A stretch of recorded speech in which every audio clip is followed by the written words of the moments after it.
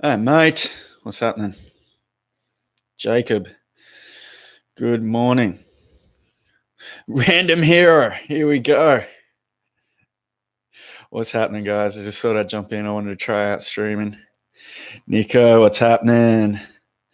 Thanks, mate. Hey, gift. I appreciate it, mate. I appreciate it.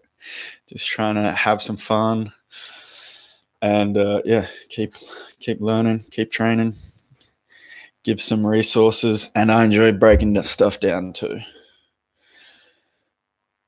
Where are you guys from?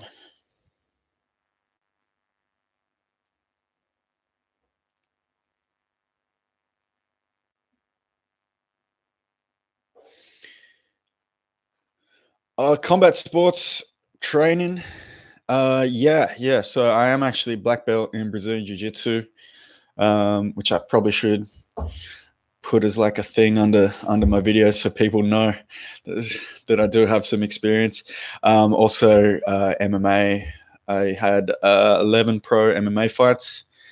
Ended up record 6-5, so we did some good stuff. But I also managed to win some titles in that time. So, yeah. UK. It's nice over in the UK. I only have been there once, so but hope to get back. Egypt, that's crazy. All around the world. That's I've never been there, but again, I'd like to get there. Obviously, just do the tourist thing.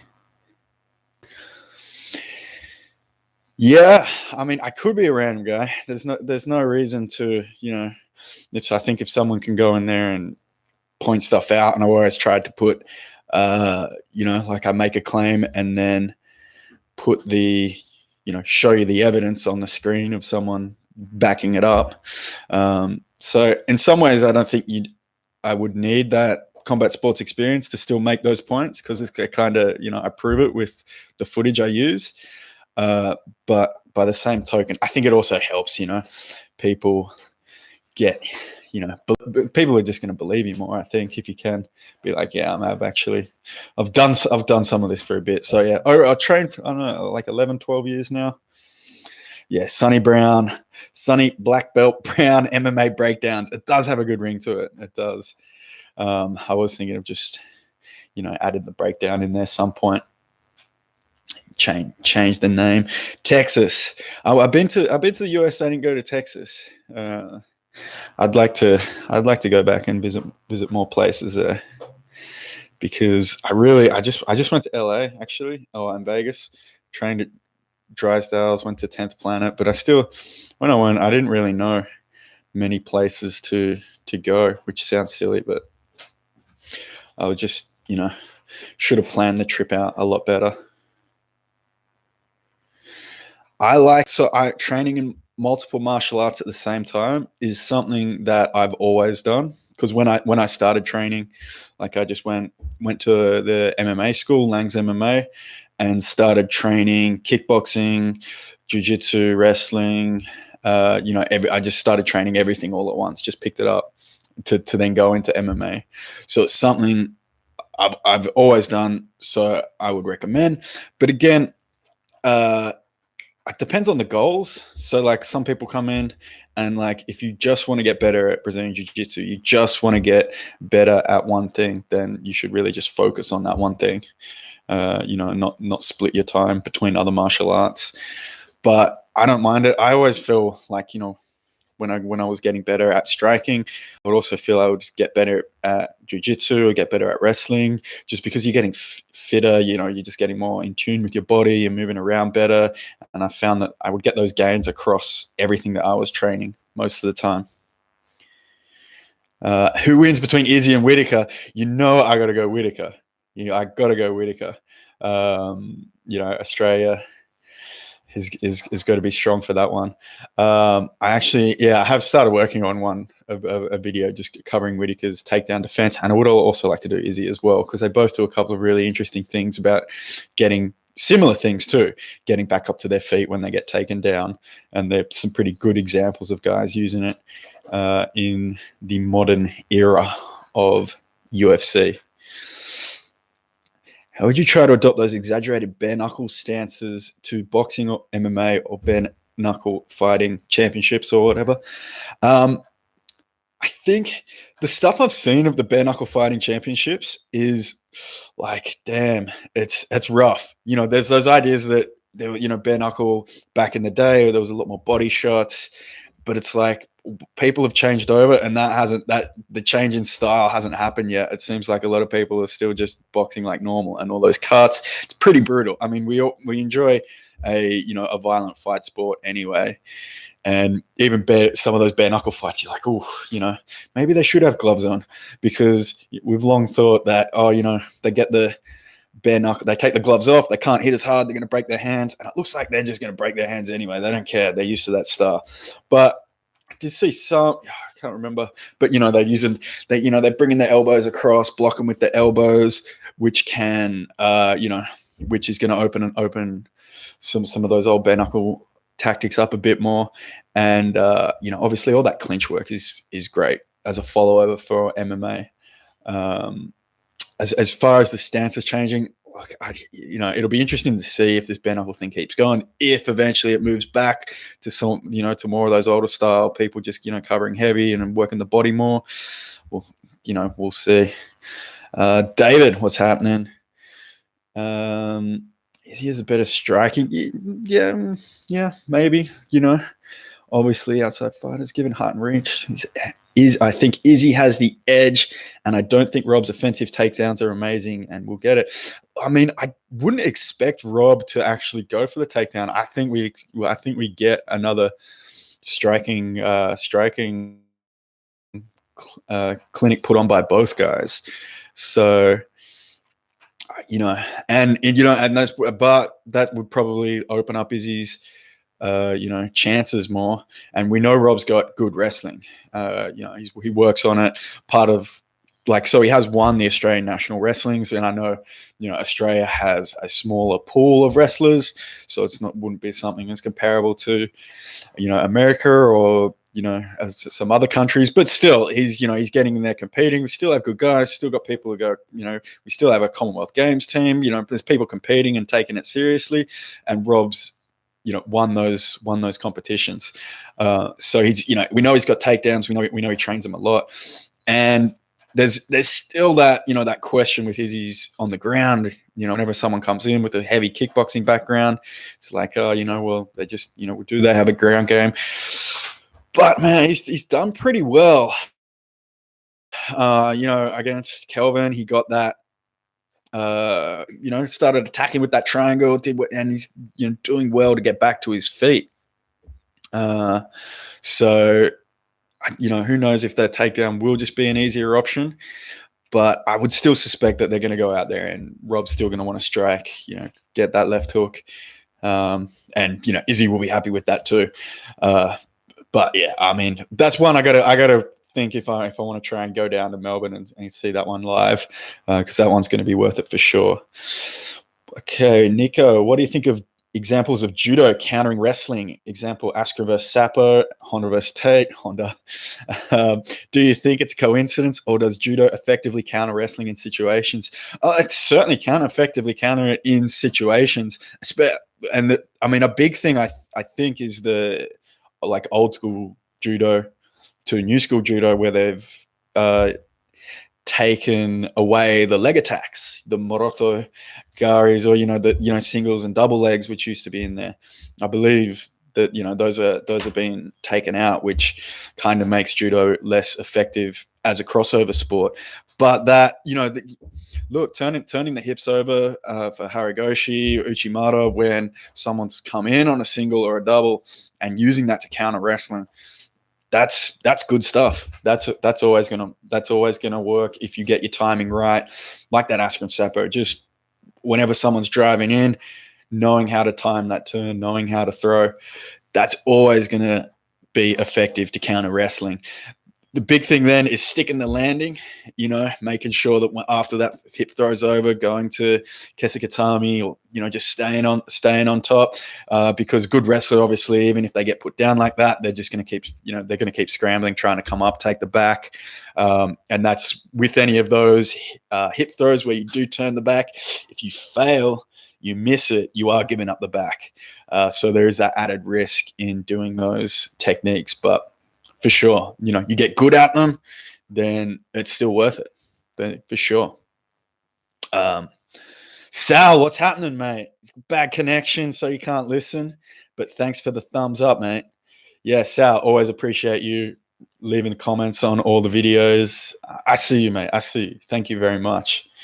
David says Rob's left hook is money. To be honest, to me, Rob's a better Kelvin. Yeah.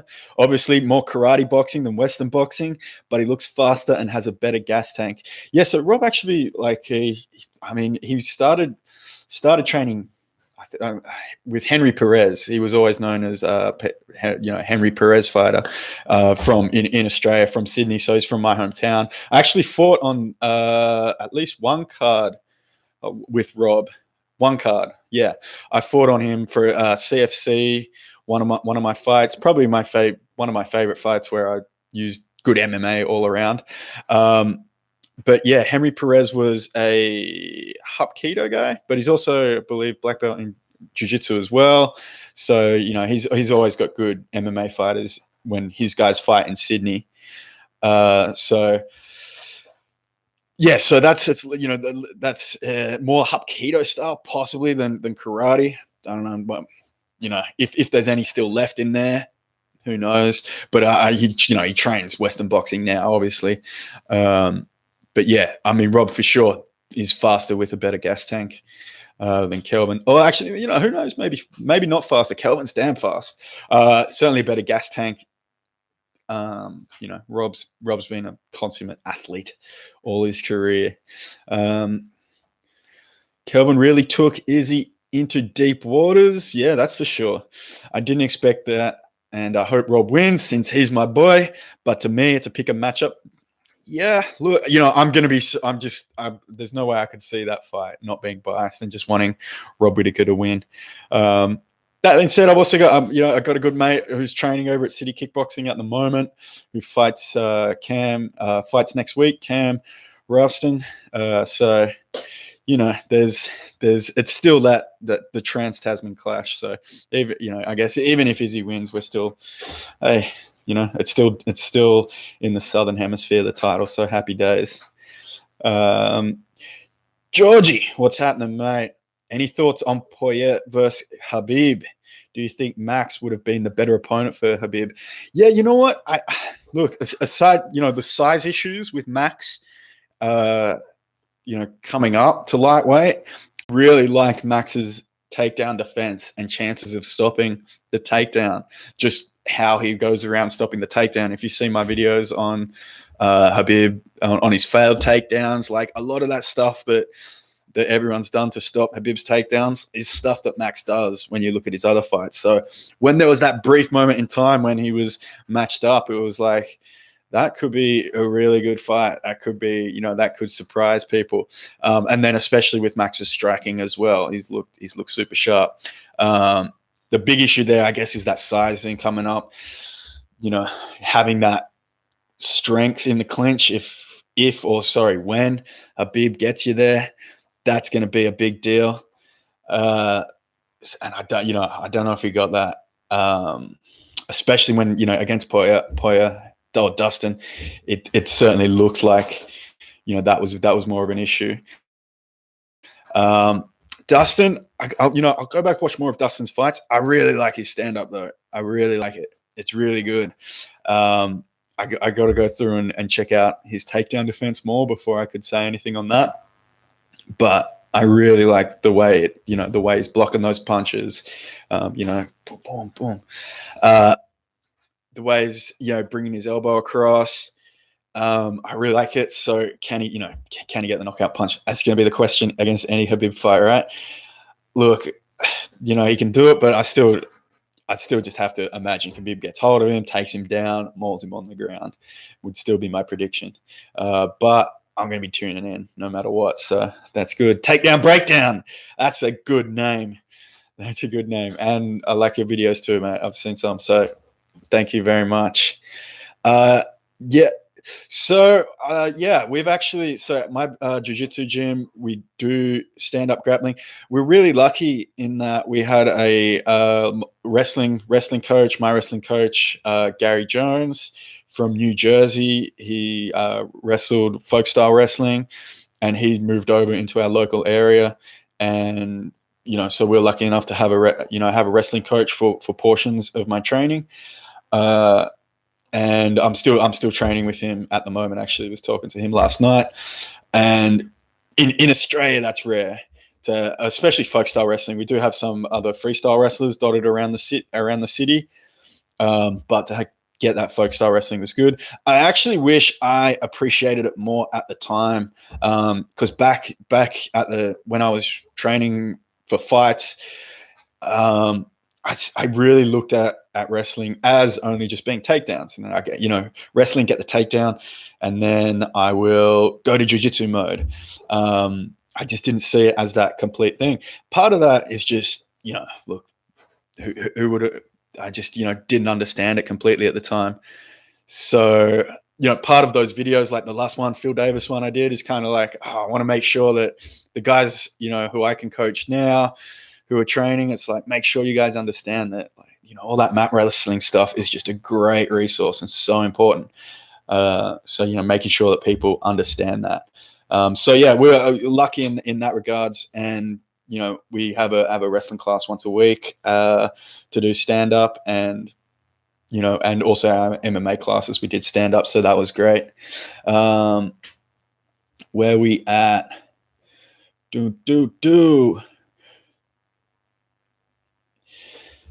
Dustin being a southpaw will present a bigger issue for Habib. Look, I don't think so, but that's a big call. The thing is that that southpaw gives that single leg that Habib loves so much, so he could go back to that. But of course, knowing that, Dustin's gonna obviously have drilled his takedown defense a hell of a lot to try and prevent that. It might, but it still might open up opportunities. I think that being able to switch stances would at least give throw some more challenges into the mix. I think probably everyone's going to be looking for that big knee when he drops down to shoot. Now, that kind of is going to get in everyone's head from obviously Masvidal Askren, and then which fight was it on the weekend? Was it Alexei Olenek where there was the knee? Trying to remember, but those options are going to open up as well. Been watching MMA since 2008. Watched tons of fights, know a lot of techniques, but I didn't practice it. So how can I start MMA with no MMA gyms or martial arts gyms? Look, that's going to be tough. You want to try and find somewhere where you can get training partners. It's going to be tough, even though it's an individual sport.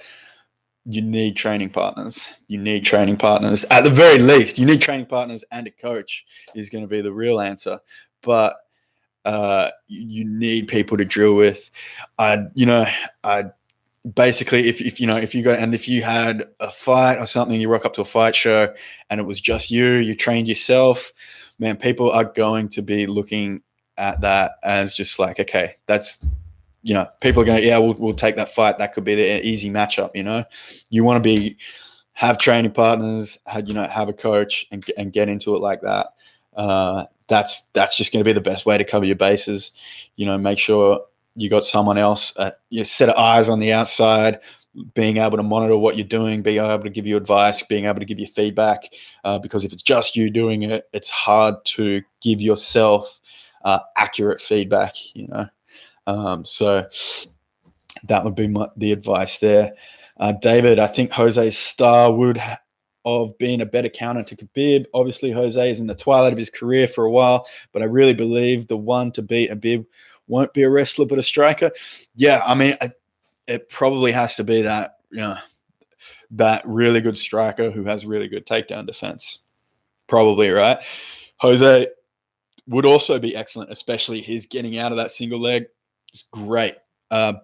And I think he'd probably just be too small, though. I think Habib would just be so much bigger than him that, like, once he gets in that clinch, man, it's going to be difficult if you're at a size disadvantage, a strength disadvantage to stop the takedown. He gets it, and he just changed technique to technique to technique.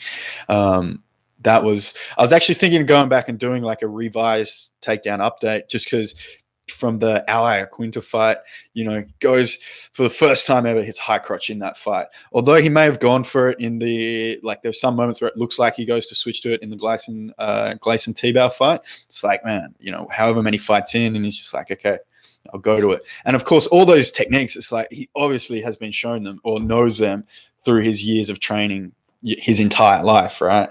He's done a high crotch heaps of times, but never had to pull it out in an actual fight yet until he was forced, or just until he was decided to. So it's like, he's probably seen every single takedown that you can imagine. He's probably been taught it. He's probably drilled it. He's probably practiced it. He's probably good at it, which is a scary thing, but he just hasn't used it. Cause and then that mental thing comes into it, when in the Ayacuinta fight where he decided to just wanted to jab and use his stand up and be Ali. So that comes into it as well. All the BJJ gyms you've trained at been like 90% ground grappling and maybe hip throw or two if I was lucky. Look, that's not that uncommon. Starting the rounds on the mat, that's normal too. Just save space. Better, minimizes chance of injuries of people running across the mat to each other. If people aren't expecting it, some people are already on the ground. So it's not that uncommon, but it's such an important part. But, as I put, in the Demian Maia video, it's like, if you're going to practice ground-based fighting art, you better be also practicing how to get the fight to the ground. Like self-defense, you can kind of just, I guess, wing it. Although self-defense is a whole nother option that, okay, you're going to get the clinch, you're going to easy trip takedown, and then you can do self-defense. But even that, like, you should be practicing that. You don't just want to hold on to someone and then, we're talking about judo throws before, is like, even if someone has no training, they might just by instinct, boom, turn their hips and, and then, you end up on the bottom, but then you can scramble, of course. But it's such an important part of jiu-jitsu. You better make sure you get the fight to the ground, or pull guard, of course, but you don't want to do that in the street. Hey, Brendan, just wanted to stop by to say hi. Your work on Habib is awesome. Thanks, dude. Brendan, appreciate it, mate. Appreciate it. I want to keep doing this stuff. I want to do some live streams like this, do some other style videos, just because now, it's something I like doing. So, hey, why not? Why not? Nicholas, what's happening, mate? 30 years old, but been trying to fight in MMA for at least 2 years, but with no luck. Still training every day and trying to improve. Am I too old to try my hand at MMA? Try your hand? No, it's not too old. For sure. I mean, it kind of depends what you want to do, but is it just bucket list thing? Get a couple of fights, local scene. For sure, man. I imagine, but not being able to get a fight, it can be hard. But we're on the local scene of people pulling out of fights. We've had guys, 6 fights pull out in a row, 6 training camps that they train to get ready for, and then just doesn't happen. That happens. That's a common occurrence, and that can keep happening. And then that can really demoralize people, as they're just like, why am I even bothering to train this weird sport if I can't even practice it? And I get my hopes up and they get dashed all the time. So that's, that's always something to consider, and it's just, whatever your goals are, just going for those goals. And yeah, I mean, 30 years, try and get, if you can, you want to try and get matched up with someone around the same age who's been training around the same time. That's the biggest thing. If you're trying getting your first fight, you don't want to be matched up against some 22-year-old who've been training for 10 years, and then that's no good. So it's try and get that matchup of similar age level, similar experience level, and then hey, have some fun.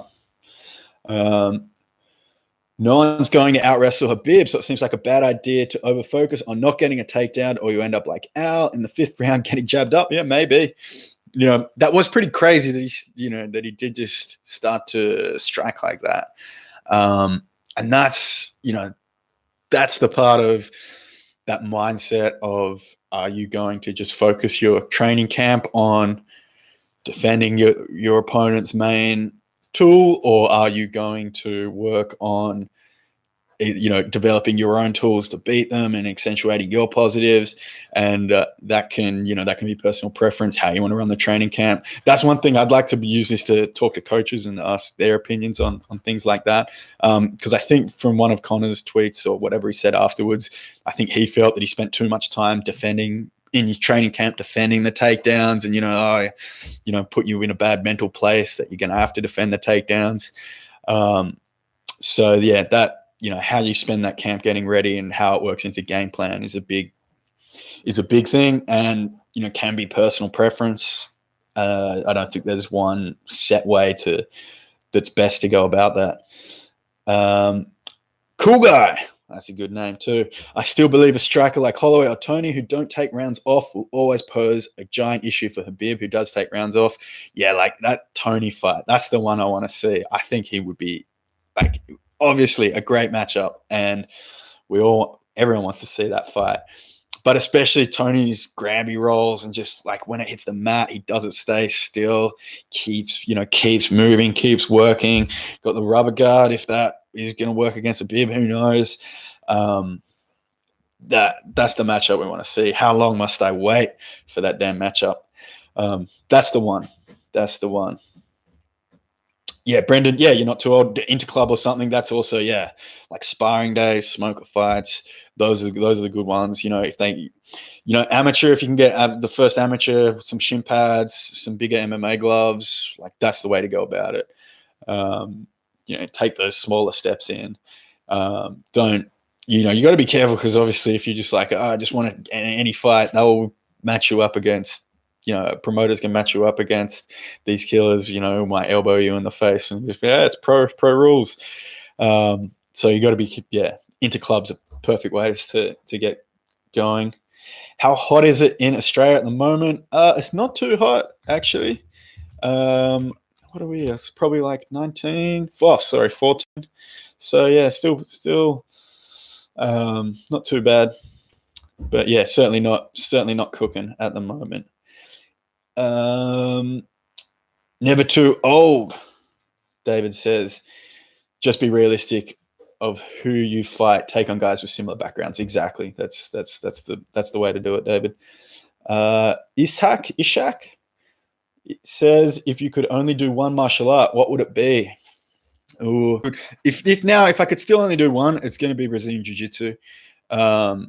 That's if it was only one to fight in MMA, maybe that would be different. Maybe it would be wrestling. Maybe it would be catch wrestling. It has submissions in it. But like I kind of like with jiu-jitsu now, I plan on doing it for, I want to get, do it till I'm 60 or whatever. Just keep going with that for as long as I possibly can. So that's the one that I'm going to still do. If injuries started getting into it, I guess you still, you can always just kickbox, Muay Thai, and just like, do bag work, do pad work, do partner work. You could still do that, or even just boxing. You can be hitting the pads for a long time. So if I only had to do one forever, that's probably where I'd go. For fighting, different story. Okay, let's appreciate all your comments, mate. It's not fun, but it's kind of it's necessary at some point. Like even if you're not cutting massive amounts, you still got to keep your body fat down low when you're fighting. You still got to, and that's naturally going to drift up when you're not in camp, or you're not training completely for a fight. So there's always going to have to be an element of weight cutting. You want to minimize it as much as possible by not letting yourself get too heavy outside of your, when you have a fight coming on. Some of the, and yeah, I guess, you get the point of diminishing returns for sure, where it's just, how much are you really going to gain by absolutely draining yourself the day before a fight? Because the actual weight cutting as a whole is crazy. It'd be great if it didn't have to do it, and there was somehow a way to just make it everyone fights at their natural weight, whatever that is. Maybe get DEXA scan every 3 months, and the commission picks what weight class you get fit into or something like that. Because it's like before and day before a fight, to do that is one of the worst things you can do, possibly. Just absolutely drain your body of all fluid. It's crazy, and not healthy at all. So it'd be good if weight cutting didn't exist, but it does. So it does. You got to be smart about how you do it. Ubi Ub Crowell. Only real things you can train on your own is striking. Yeah, probably. But you need to go slow and make sure your technique is on point. Best to use training videos and books as references only. Yeah, like at least, you're on your own striking. You can hit a bag. If you film yourself, and you could, I guess, correct your technique and get okay. It's still going to be a lot harder, obviously, than having a coach. But yeah, striking you can do well on your own. Grappling, look, you could do drills. There's some resources for solo drills, but it's not going to be anything. It's it's still, even if you did solo drills for 3 years, good luck translating that the first time you actually roll with someone, and it's going to be completely different, I would imagine. Unless, there's that whole Gaeshi university where they have the, technical blue belts, people who don't never roll with anyone, blue belt. That was a bit controversial. To be fair on that, though, even though they're not rolling with anyone, and I don't think you should get a blue belt, and I guess neither did they. That's why they changed it to technical blue belts. So they would have to film, them completing a big syllabus. I think it was with someone. Basically, I watched the videos that they had to submit once, and I was like, well, they do have to. The video was actually pretty comprehensive for whatever that's worth. Although, even though they haven't rolled with it, they still had to reproduce a lot of techniques on camera. Which is good. Good, hey, great for them. But obviously, still nothing like rolling for real, which is where things change up. Corey says, "What's up? Not much, man. Just doing the live stream here, Q&A. I actually had a podcast guest lined up because I want to start being able to interview coaches. They had to cancel last minute, so I thought, hey, why not jump on here and give this a try? Because I want to be able to, like, now, got some traction. It's good to be able to reach out to people who are willing to talk to me now. Because if I can ask some good questions on some coaches and have some good chats, and then share it with everyone, it's like, great, win-win, happy days. Boom, boom. Do you run for MMA or grappling? For both. So I've always done hill sprints for conditioning, which is great, long. And I've done longer distance sprints before, but they were never I never enjoyed it much. I'll probably get back into that, maybe just doing beach sprints. Beach runs eventually. I actually just got over meniscus surgery, and part of my rehab is actually doing sprints to build up that knee again. So eventually, once I get through that, I'll probably do some more beach runs. But yeah, running's great. But part of that cardio for MMA or grappling is whatever you enjoy, whatever you can get into. Also want to give a shout out to MMA Shredded, who's got a real good resource on YouTube, backs up his techniques, lessons with his sparring and fight footage. That's something I'm considering. So I know I've watched, he's got some good videos. I've seen them. And the use of sparring footage is good, because I'll eventually probably do some techniques and instructionals as well.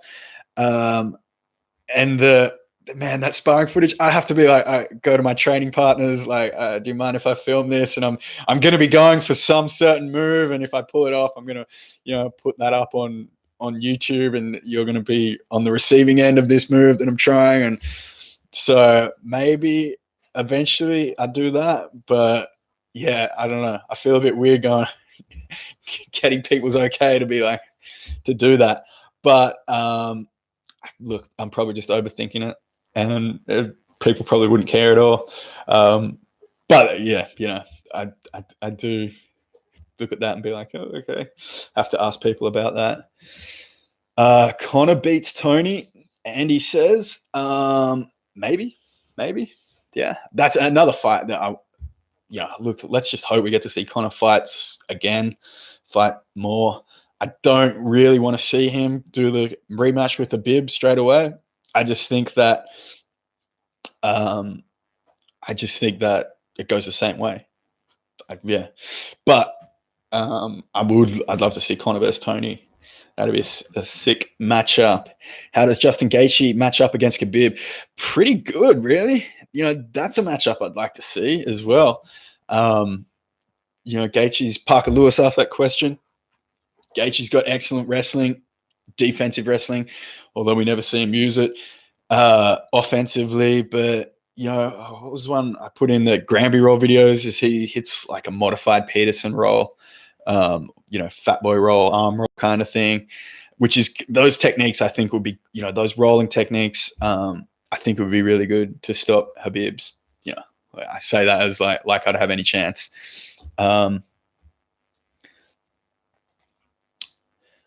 So yeah, I'd like to see that matchup too. Thanks, Parker. Probably finish up in about 10 minutes, guys. Matt says, at work, can't stay. Just want to say that I really appreciate the content. Thank you, Matt. I appreciate everyone watching, who watches the stuff I put out. I basically just started something I wanted to do with those first couple of videos, and people liked it, so I'll do more, and I enjoy making it. People enjoy watching it. Great. That's what we want. And hey, it's cool. Spare hour in the morning, get to have a chat with a bunch of people around the world. Awesome. How good is that? David says, would love to hear your take on Holloway Edgar. I hear some MMA guys saying Max has it easy, but I think Edgar's style of mixing up wrestling and boxing will keep Max occupied. He hasn't fought a good wrestler in a while. I think Frankie's an old guy, but since he barely cuts weight, he'll be able to keep up with Max. So I think Max's biggest strength being his cut out will be matched. Look, I think a big question with Max too is his turnaround from that Dustin fight. It's like, how much has he recovered? I mean, Max is a beast. Obviously, he's recovered well enough to take the fight.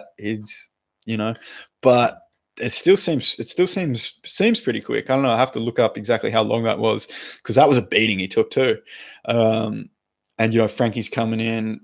We know the pace he keeps it fresh. It'll be interesting to see if Frankie goes for takedowns. I love Frankie's style of mixing his boxing and wrestling. Maybe I'll do a breakdown on that eventually. So yeah, I wouldn't bet against Max though, man. I wouldn't bet against him. But yeah, with that turnaround time being a question, I look forward to I'll be watching that one. Lefu says, Sonny Brown, scholar and a gentleman. Hey, I like that, mate. Thank you. I didn't mean to compare you 1-to-1 with MMA Shredded. You're both beautiful in your own methods. Thank you. Yeah, no, that's fine. It's just something like seeing his videos I've thought of as well. Because when I do the breakdowns with people's footage, I could get to the point where I could show that in front of the camera a lot quicker than then actually finishing editing the video. You do the research first and be like, okay, this is what they're doing, have that all figured out. But then the process of then finishing the editing and then, recording the voiceover, that takes a lot longer. So I have thought now that, people people already get that, okay, they can take what I'm talking about as guy kind of knows his stuff, that I could do some videos where I just, put it in front of the camera and do it like MMA Shredded is doing, basically. For some, I still like, showing the actual footage. It's still good because it's like, here it is, you can see it happening. But for some other videos, I think it'll allow me to just, get it done a lot quicker. And so that's possible for the future. Eric, what's happening, mate? Says for MMA, what do you think about the double leg with the head on the opposite side without knees? The mat versus traditional wrestling double legs. I think I get what you mean. Not coming across the body and like coming in so kind of more like a high crotch. Which that's something personal, kind of personal preference, but I think there is validity to, keeping that head on the outside, never getting to those knees. Something actually I wanted to talk about where never, shooting down to your knees in MMA. You notice a lot of guys don't do it, and that kind of keeps that head out of firing range for those knees. So there's a good discussion to be had around that about, the best way of shooting, especially after Askren just like leant over into that knee. It kind of asks the question of like why he was doing it like that, and is that bad, bad technique? And and part of that answer is it's good technique if it works. It's bad technique if it doesn't work, and it can work for a long time and then not work. And that changes if it was a good or bad decision. And then it's just, how, percentages of if something's going to work or not. But yeah, could have a good discussion around that, which I've kind of in the back of my mind, I want to do a video on discussing that. Maybe I can do one like this or do one in front of the camera. Random Hero, yeah, knee injuries really suck. Indeed, they do. Thank you. Wishing me well. I appreciate that. Neil Tropolis says, love your videos, Sonny. The way you show everybody's Arsenal, seriously entertaining. Thank you. Hey, thank you, Neil. I appreciate it, mate. That's just trying to help everyone who's interested. And Random Hero said, keep up the good work. Love it. And Ubi Kroll says also, how was your pro fights compared to your street fights? We're getting to that another day. We can tell some stories, not in terms of ability, but mentally and emotionally. I imagine it's easier to be prepared for a real fight than a spur of the moment thing. I mean, that's actually something. Maybe I'll talk about that more later, because it's actually like for most people, getting into a spur of the moment thing is easier because they don't have to like think about it. It just happens. The real hard thing is knowing, okay, in 6 weeks time, 8 weeks time, whenever, 4 weeks, I got this date on the calendar, and then on that date, I'm going to fight a guy, and he knows about it too. And, it's set in stone, and it's happening, and just knowing, every day that's happening and building up. That's when, your mind can start playing tricks on you. You're at you're doing your shopping, and you're like, oh, far out, it pops in your head in 6 weeks time, I got to fight this guy. That's more difficult. Anyone can get into a spur of a moment, into, a street fight spur of the moment thing, unfortunately. And with, and they don't have to consider consequences. That just, it can just happen. So that's more difficult. Be without fear. This might be the last question. It says, thanks for all the study videos. Can you make a video about Darce choke or overhand striking? Pretty common things in MMA. Yeah, I certainly can. That's so like one thing I was like, maybe I'm going to do it with triangle, but I could do it with Darce as well. Darce is probably a good one to do. Probably a quicker one to do because it'd be less of it than triangles, but just go through UFC and just like every Darce choke. Let's just separate out every Darce choke, pick up the commonalities, pick up the setups, the habits, how each one was finished. So yeah, that's a certain possibility. I'll put that down on the list. Last one for me. Are you Australian? Yes, I am. Sydney, Australia. How's the Cambo presence? Maybe Sambo presence in Oceania? I can't find any except in Europe and Russia. There's one club that I know that does it in Sydney. Shout out Compappy. They had the state titles or something last weekend or 2 weekends ago. So it's around, but pretty small. At the moment, still biggest things are BJJ clubs, striking clubs. Those are the most things that you'll find around. And that's going to finish us up. I really actually enjoyed that. It was just spur of the moment thing. Like I said, I was going to do a podcast with the coach. They had to cancel last minute, so I thought I'd jump on. And actually that was really cool. So I'll probably do something like this again in the future. And yeah, that was awesome. Thank you very much, guys. I want to keep making the breakdown videos, like and talked about, get in front of the camera, do some other techniques, and maybe do something like this every now and again. Awesome. Thanks, Lifu. Thanks, everyone in the chat. Really appreciate it. Thank you, guys. Have a great day.